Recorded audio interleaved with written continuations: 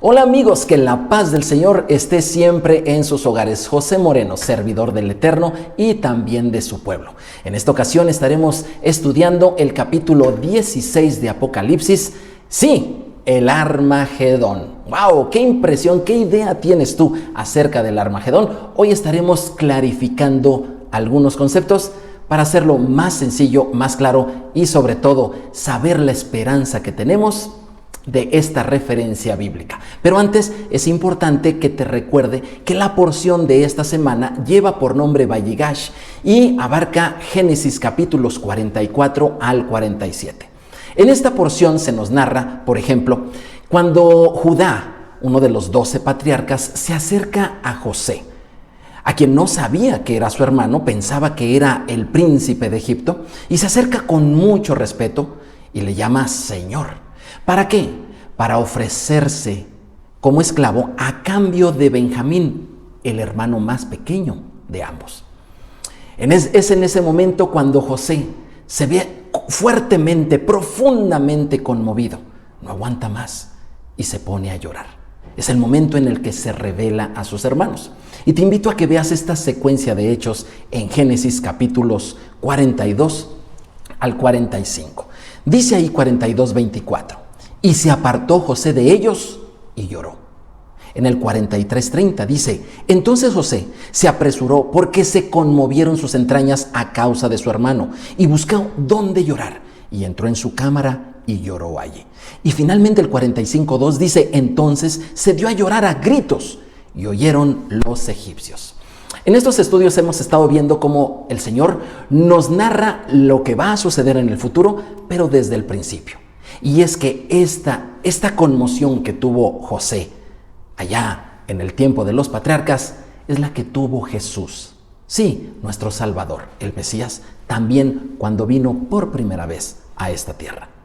Y lo narran los 4 evangelios. Fíjate aquí la secuencia, como Jesús también se conmovió. Mateo 9:36, y al ver a las multitudes, tuvo compasión de ellas. Marcos 8:2. Palabras de Jesús, dice así, tengo compasión de la gente porque tienen 3 días conmigo. Lucas 7:13, y cuando Jesús la vio, se compadeció de ella y le dijo, no llores. Y Juan 11:35, Jesús lloró. El amor de Jesús por la humanidad entera es muy grande, pero muy en especial por su familia. Y aquí el momento de reflexión de esta parashá, de esta porción semanal. Las preguntas para ti. ¿Has valorado a tu familia como Jesús lo hace con la suya? ¿Qué tan compasivo y amoroso deberías de ser con tu familia si Jesús es tu maestro? Es importante que en familia nosotros revisemos la porción de esta semana y reflexionemos sobre los cambios necesarios que tenemos que hacer en nuestra vida. Pero vamos ya al estudio de Apocalipsis capítulo 16, el Armagedón. Y antes de eso tengo que introducirlo, ¿verdad?, con un pequeño chiste. Obviamente, como se trata de la guerra de Armagedón, en una ocasión le preguntaron a una persona, oye, ¿y por qué en la guerra se mandan a los soldados? Alguien le contestó y le dijo, bueno, porque ellos son muy buenos para hacer la paz. Apocalipsis capítulo 16, con esto comenzamos. Y los reunió en el lugar que en hebreo se llama Armagedón. ¿Qué idea tienes tú acerca del Armagedón? Si tú allí empiezas a buscar en el internet y pones Armagedón, ¿qué es lo que viene? Las primeras imágenes o la primera información que viene allí y cuál es la impresión que tenemos con esto de el Armagedón. Mira, el Armagedón, al igual que otros conceptos en la Biblia, en el Apocalipsis particularmente, son conceptos que se han sobreinterpretado. Sí, la interpretación ha ido mucho más allá de lo que en verdad son. Y conceptos como, por ejemplo, el 666, la marca de la bestia o los 144,000, con esa sobreinterpretación, se han alejado de lo que en verdad son o en verdad las escrituras nos enseñan con él. En este estudio estaremos viendo qué es el Armagedón, ¿verdad? ¿Qué importancia tiene para los creyentes tanto en tiempo de Juan como los creyentes en toda época? Y veremos el mensaje de esperanza que en verdad el Armagedón tiene para nosotros. Pero vamos a ver qué es el Armagedón y dónde se encuentra. Como dice que viene del hebreo Armagedón, te estoy presentando aquí la palabra Armegido. Esa palabra así se lee de derecha a izquierda, como todo el hebreo, y es Armegido. Y Armegido, Ar significa monte, y Megido, pues es el monte Megido. Sí, así de sencillo. Armegido o Armagedón, que está ya traducido al español, es el monte Megido. Aquí donde yo vivo hay varias montañas, de hecho hay varios volcanes.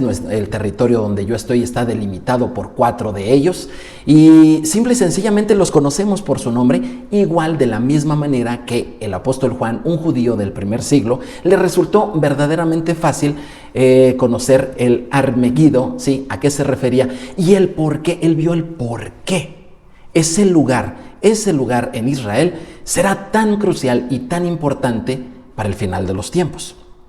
Te estoy presentando ahora un mapa de dónde se encuentra Armegido o el Armagedón. Si tú pensabas que Armagedón es una película de terror, bueno, quiero decirte que no. Si tú pensabas que Armagedón es una doctrina o un concepto doctrinal religioso, no, tampoco lo es. Es un lugar, es un monte que está allí marcado con el punto ahí rojo. Está se sitúa a 80, más o menos 80 kilómetros al norte de Jerusalén, ya en lo que se conoce como la Baja Galilea.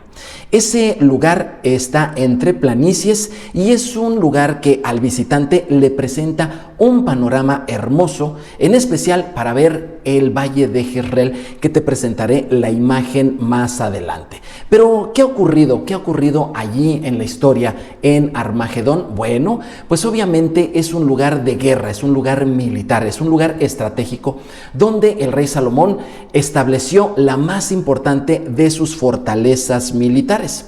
Aquí en Primera de Reyes, por ejemplo, capítulo 9, versículo 15, hay una referencia a ello y dice: esta es la razón de la leva que el rey Salomón impuso para edificar la casa de Yahvé y su propia casa, y Milo y el muro de Jerusalén, y Azor, Megido y Geser.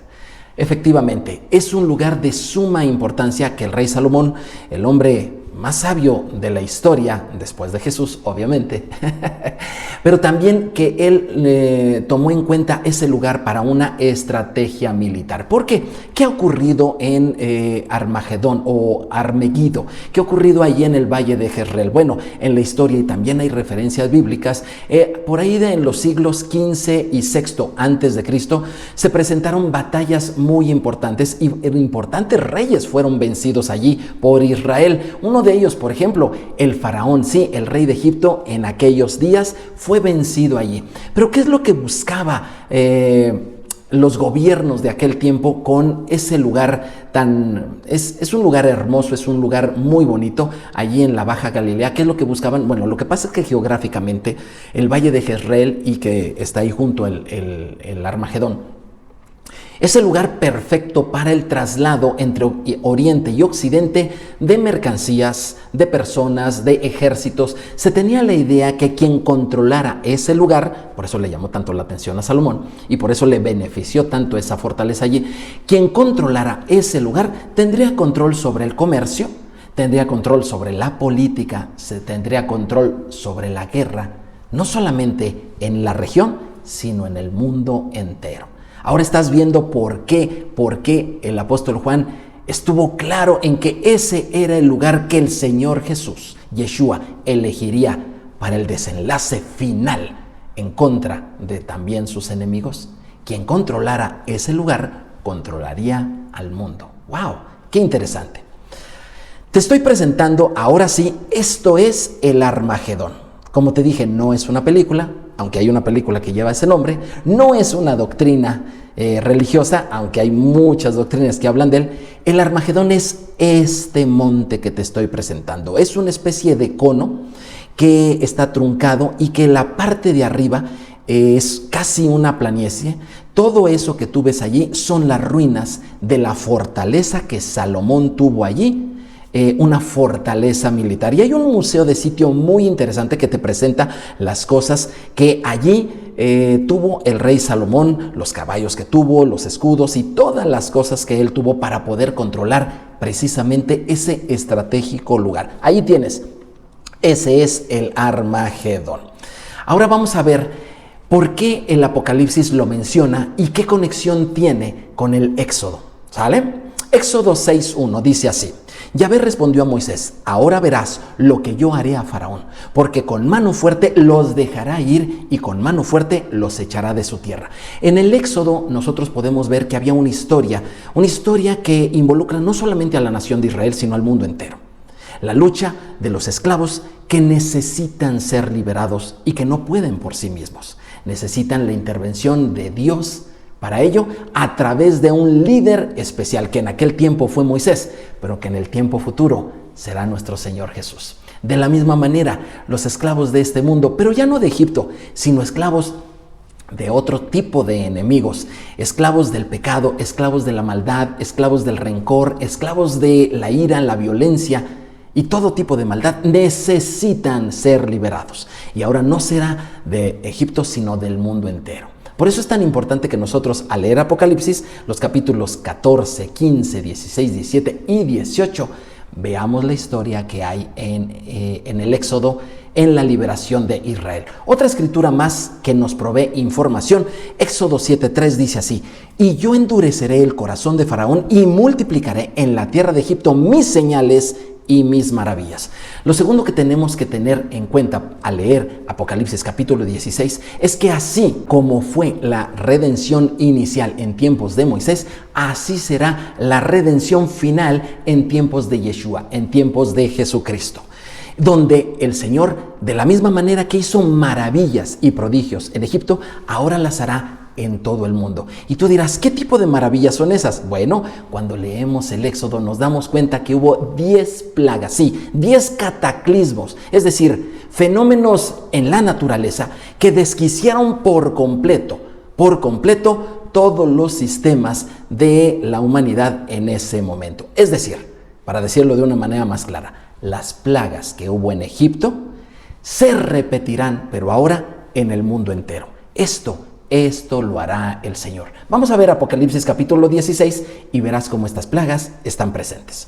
Apocalipsis 16, 1 y 2. Dice así: oí una gran voz que decía desde el templo a los 7 ángeles: id y derramad sobre la tierra las 7 copas de ira de Dios. Fue el primero y derramó su copa sobre la tierra, y vino una úlcera maligna y pestilente sobre los hombres que tenían la marca de la bestia y que adoraban su imagen. Aquí está la primera referencia, al menos en este capítulo, no en Apocalipsis, pero sí en este capítulo, de una de las plagas, la úlcera. Sí, esas llagas, esas heridas que tuvieron la gente y hasta el ganado en tiempos de Egipto, esas mismas ocurrirán en el futuro, pero no estarán sobre toda la gente. Dice allí solamente en los cuales estaba la marca de la bestia. Sí, y sabemos que la marca de la bestia es el 666, otro de los conceptos sobre interpretados y mitificados, ¿verdad?, en la actualidad, pero que lo expliqué en la clase anterior. Te invito a que veas la clase anterior.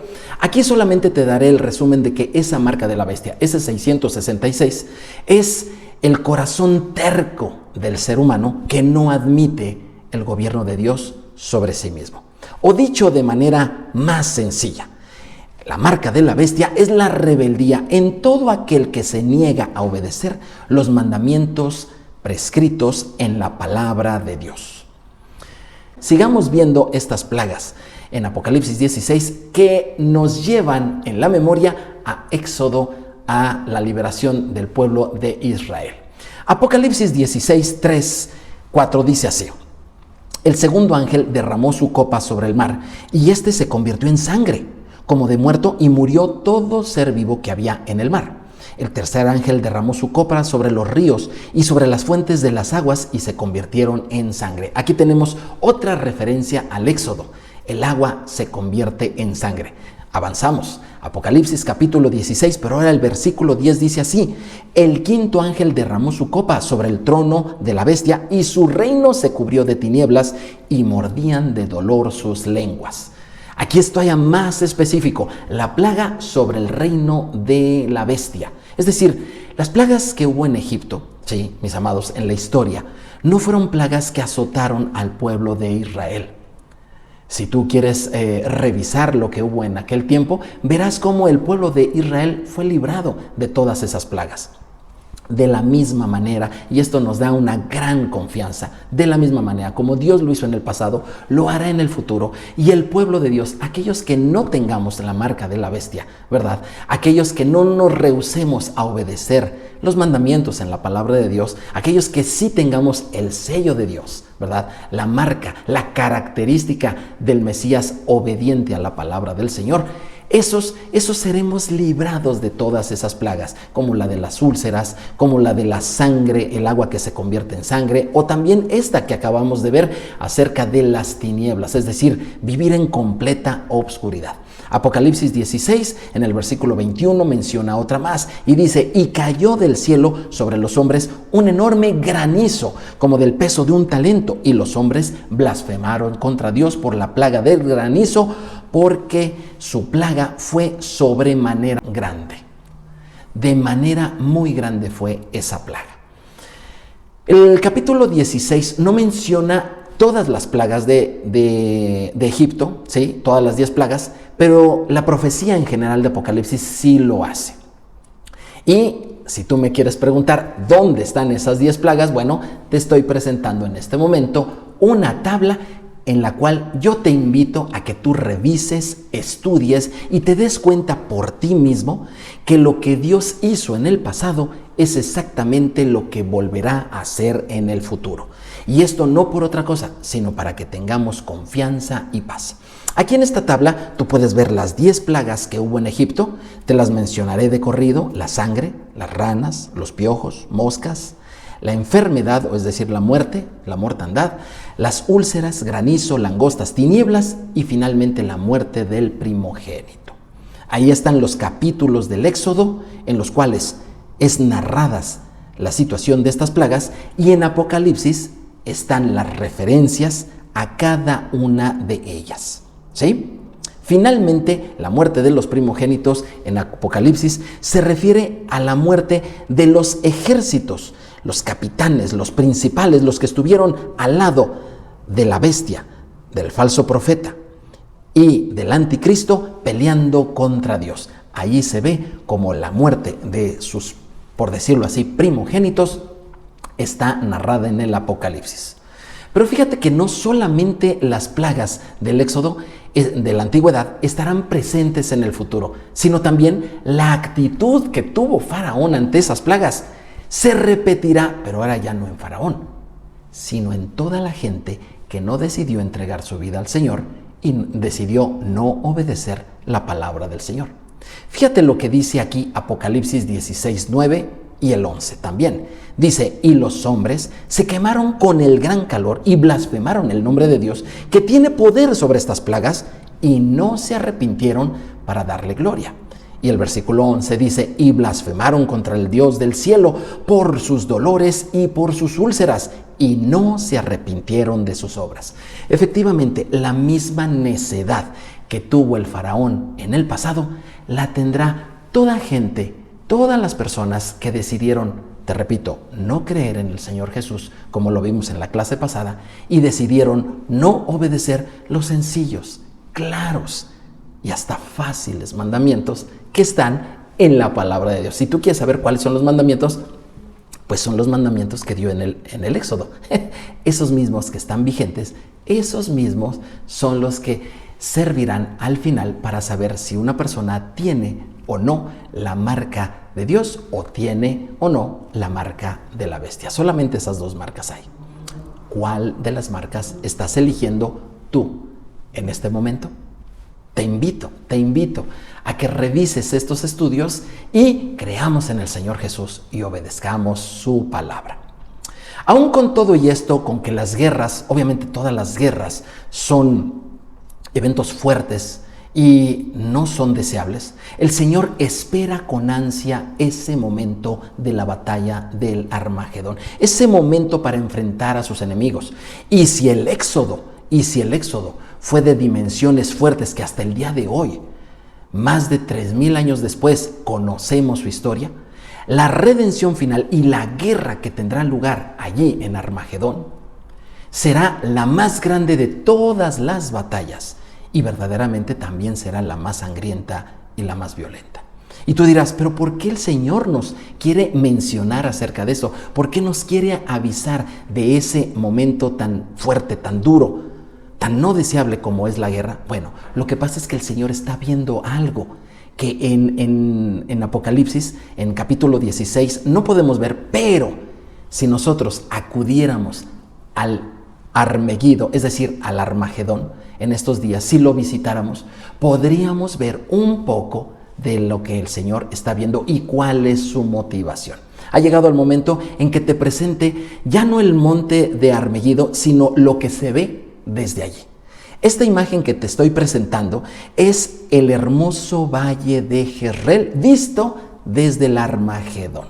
Es una vista maravillosa. La foto en sí es excelente, pero cuando tú estás allí, la vista y lo que se logra percibir en ese lugar es una paz tan hermosa, y eso es lo que está viendo el Señor. Te diré, ese valle de Jezreel, ese valle es un valle agrícola, es un valle muy fértil, que está todo sembrado. Tiene cultivos, tiene árboles, tiene lagunas y está absolutamente todo sembrado. Es un valle muy productivo y eso es lo que está viendo nuestro Señor Jesús. A pesar de todo y toda la guerra y todas las plagas, el Señor ve más allá y lo que ve es un campo sembrado que necesita ser cosechado. Cuando nosotros vemos el valle de Jezreel desde el Armagedón, nuestros ojos espirituales contemplan un poco la motivación de nuestro Salvador. Y es que Él está haciendo un llamado a una multitud incontable de entre todas las naciones para ser salvada, para ser cosechada y para ser llevada a Israel. Los cuales todas esas almas disfrutaremos finalmente de un mundo sin guerras, sin violencia y sin maldad. Después de que la victoria del Señor se verifique en ese lugar. Mis amados hermanos, Armagedón, esa fortaleza es necesaria. ¿Por qué? Porque la guerra solamente se justifica cuando de ella viene o se produce la paz. Y esto es Armagedón. Esto representa Armagedón para el Señor. Así que espero que te quede mucho más claro qué es el Armagedón, dónde está y qué representa finalmente la paz para nosotros, claro, después de una justa y muy necesaria batalla final de todas las batallas. Soy José Moreno. Te invito a que te suscribas, le des clic a la campana y compartas este video con otra persona que necesite claridad acerca de este tema. Te invito a que continúes en estas clases y que veamos en la próxima Apocalipsis capítulo 17, lo cual será también de mucha bendición. Te espero en la siguiente. Que Dios te bendiga y te guarde a ti y a toda tu familia. Shalom, shalom.